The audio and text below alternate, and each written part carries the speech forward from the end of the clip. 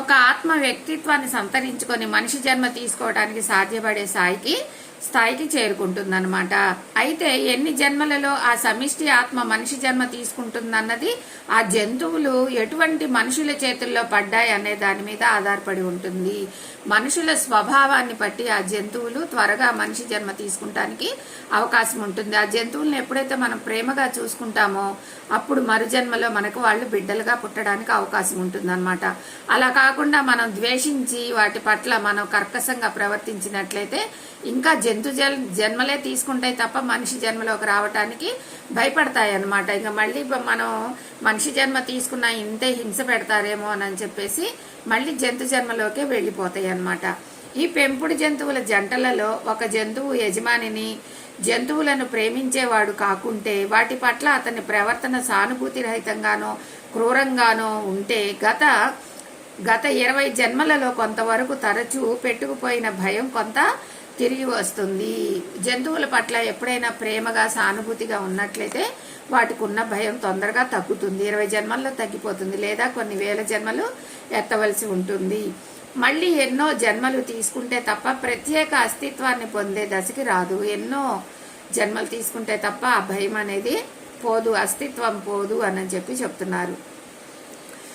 పెంపుడు జంతువులను మిత్రులుగా చూసి అవి మనుషులను అర్థం చేసుకునేలా చేస్తే అవి ఈ దశకి ఇంకా చాలా ముందుగా చేరుకొని ఉండేవి. కాబట్టి వాటిని ప్రేమగా చూడటం ఎంత ముఖ్యమో పదే పదే నేను గట్టిగా నొక్కి వక్కాణిస్తున్నాను. ఎప్పుడు కూడా మనం జంతువుల్ని ప్రేమగా చూడాలి. అలా చూస్తేనే అవి మళ్ళీ మానవ జన్మ తీసుకుంటానికి ఇష్టపడతాయి. అంతేగాని వాటిని కొట్టి తిట్టి హింసించి చంపి క్రూరత్వంగా వాటిని ఆహారం చేసుకొని తిన్నట్లయితే అవి ఎప్పుడు కూడా భయంతో ఇంకా జంతు జన్మలే తీసుకుంటూ ఉంటాయి తప్ప మనిషి జన్మకి ఎదగవు అని నొక్కి వక్కాణించి చెప్తున్నారు. దయచేసి ఈ విషయాన్ని స్పష్టంగా అర్థం చేసుకోండి. ఒకానొక సమిష్టి ఆత్మ ఒకానొక మానవ ఆత్మగా తయారు కావాలి అంటే దానిలో మానవ జాతి పట్ల ఉన్న భయం పూర్తిగా పోవాలి. జంతువు ఎప్పుడైనా మనిషి రూపం తీసుకోవాలంటే దానికి ఉన్న భయం పూర్తిగా తొలగిపోతేనే తప్ప మనిషి రూపం తీసుకోదు, మానవ జన్మ ఎత్తదు. ప్రేమ అనేది కేవలం మానవ ప్రపంచానికి మాత్రమే సంబంధించింది కాదు.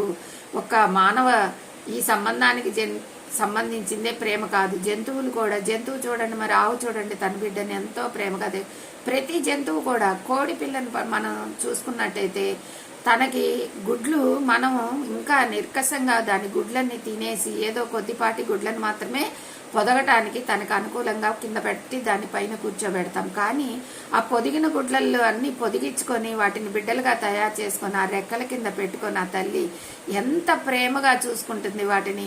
మనం మన బిడ్డల్ని కూడా అంత ఇదిగా పెట్టుకోము, కానీ అది మాత్రం దాని రెక్కల కింద ఆ వెచ్చదనాన్ని ఇచ్చి చక్కగా బిడ్డలుగా తయారు చేసుకొని వాటికి ముక్కుతో తినటం నేర్పించి ఆహారాన్ని తీసుకొచ్చి వాటి నోటికి అందించి వాటికి కాపలా కాస్తుంది.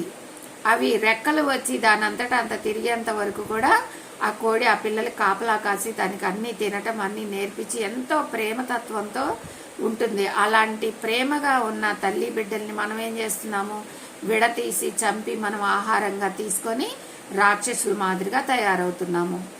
అలాగే ప్రతి జంతువు కూడా, ఆవు చూడండి, తన బిడ్డకి పాలు ఇవ్వటానికి ఎంత దూరంలో అడవిలోకి ఆహారానికి వెళ్ళినా కూడా తిరిగి ఎత్తుక్కొని వచ్చి బిడ్డకి పాలు ఇవ్వటానికి ప్రయత్నం చేస్తుంది. ప్రతి బిడ్డ కూడా తను ఆ జన్మని ఇచ్చినప్పుడు ఆ బిడ్డను తనంతట తానే అదంతా నాలుకతో నాకి శుభ్రం చేసుకొని దగ్గరకు తీసుకొని ఆనందిస్తుంది. అట్లాగా ప్రతి జీవి కూడా ప్రేమతత్వంతోనే ఉంటుందని మనం గ్రహించాలి.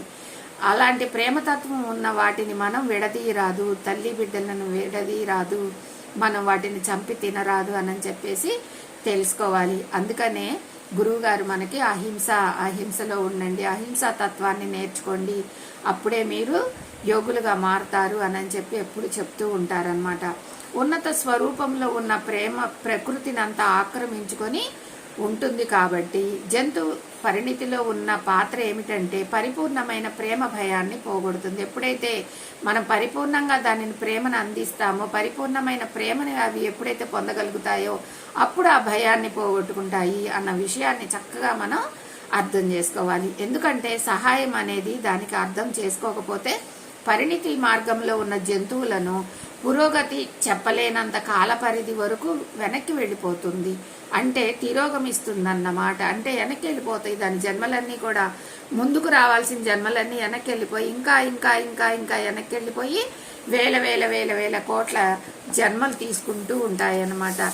అలా కాక జంతువుల పట్ల మనం ప్రేమను చూపించినట్లయితే అవి తొందరగా మానవ జన్మ తీసుకుంటానికి ముందుకు వస్తాయి అని చెప్పేసి ఇప్పుడు అర్థం మనం చేసుకున్నాం అనమాట. ఇది అందరం కూడా ప్రతి ఒక్కరం కూడా మనం అర్థం చేసుకొని జంతువుల పట్లగా ప్రేమగా ఉందాం ఫ్రెండ్స్. మరి ఈరోజు స్వాధ్యాయం ఇది ఫ్రెండ్స్. మరి ఇంకా రేపు మరికొన్ని విషయాలతో రేపు స్వాధ్యాయం చేసుకుందాము. Thank you friends. Thank you.